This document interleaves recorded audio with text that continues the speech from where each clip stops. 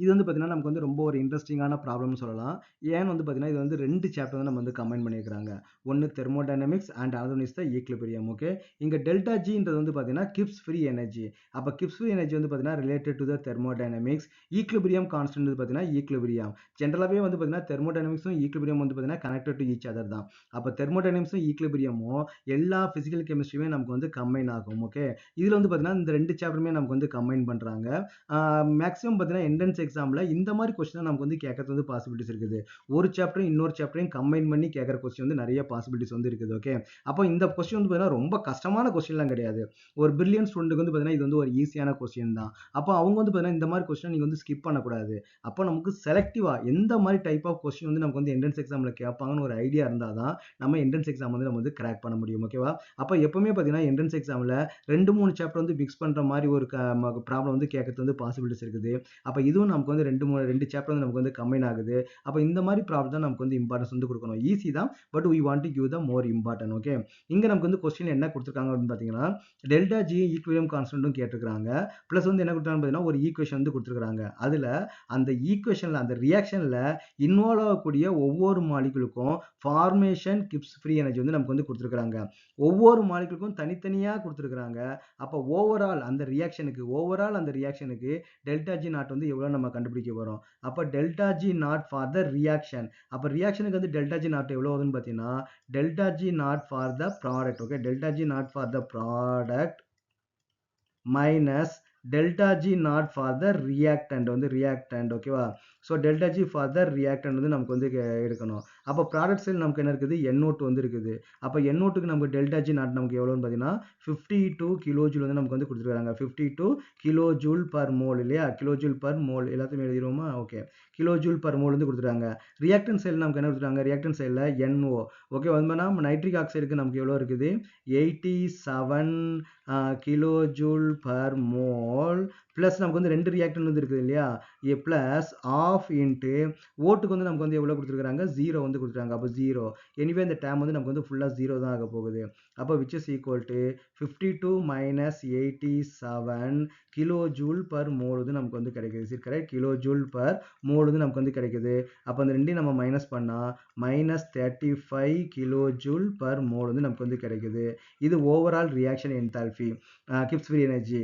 அப்போ delta G நாட்டுக்கும் equilibrium constant நமக்கு என்ன relationship, delta G not which is equal to minus 2.303 RT log வந்து நமக்கு என்ன வரும் பார்த்தீங்கன்னா கேசி வந்து நமக்கு வந்து வரும். Is it correct? அப்போ நம்ம டெல்டா ஜி நாட் வேல்யூ நம்ம எவ்வளோன்னு பார்த்துருக்கிறோம், மைனஸ் 35 கிலோ ஜூல். இங்கே நம்ம சப்ஸ்டியூட் பண்ணும்போது நம்ம ஜூலில் தான் நம்ம வந்து சப்ஸ்டியூட் பண்ணணும்.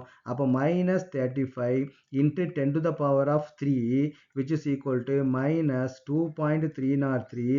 ஆரோட வேல்யூ என்னது, இங்கே எல்லாமே நம்ம வந்து எனர்ஜியில் வந்து நம்ம சப்ஸ்டியூட் பண்ணுறோம். அப்போ எனர்ஜியில் பார்த்தீங்கன்னா 8.314 இன்ட்டு டெம்பரேச்சர் நமக்கு எவ்வளோன்னு பார்த்தீங்கன்னா 298 into log Kc.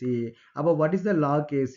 அப்போ log Kc which is equal to, அப்போ log Kc which is equal to நமக்கு என்ன வரும், minus 35 into 10 to the power of 3 divided by இந்த 3 வேலையும் நம்ம வந்து மல்டிப்ளை பண்ணிடலாமா? மல்டிப்ளிகேஷன் பண்ணும்போது நமக்கு என்ன ஆன்சர் வந்து கிடைக்கும், 2.303 into 8.314 into 298 இல்லையா, 298. இந்த 3 நம்ம வந்து மல்டிப்ளிகேஷன் பண்ணால் நமக்கு என்ன கிடைக்கும்னா 5705.8 வந்து நமக்கு வந்து கிடைக்குது. அப்போ இதுவும் நமக்கு வந்து மைனஸ் தான். அப்போ மைனஸ் நமக்கு சேர்ந்து நமக்கு என்ன ஆகிடும், ப்ளஸ்ஸாக வந்து மாறிடும் இல்லையா. அப்போ நமக்கு என்ன கிடைக்குது, log Kc. அப்போ log Kc which is equal to நமக்கு என்ன வேல்யூ கிடைச்சிருக்குது, ஓகே இதை நம்ம இன்னும் டிவைட் பண்ணலை, இந்த ரெண்டையும் நம்ம டிவைட் பண்ண நமக்கு என்ன கிடைக்கும், 35 divided by 5705.8 நமக்கு என்ன வேல்யூ வருதுன்னு பார்த்தீங்கன்னா 0 log Kc which is equal to 0.00613 34 into 10 to the power of 3. அப்போ 10 to the power of 3 என்ன பண்ணும் 3 digit அந்த பாயிண்ட்டை மூவ் பண்ணா 6.134 into 1.34 அவ்வளோதான். இதுதான் வந்து பார்த்தீங்கன்னா நமக்கு log kc. அப்போ what is the kc?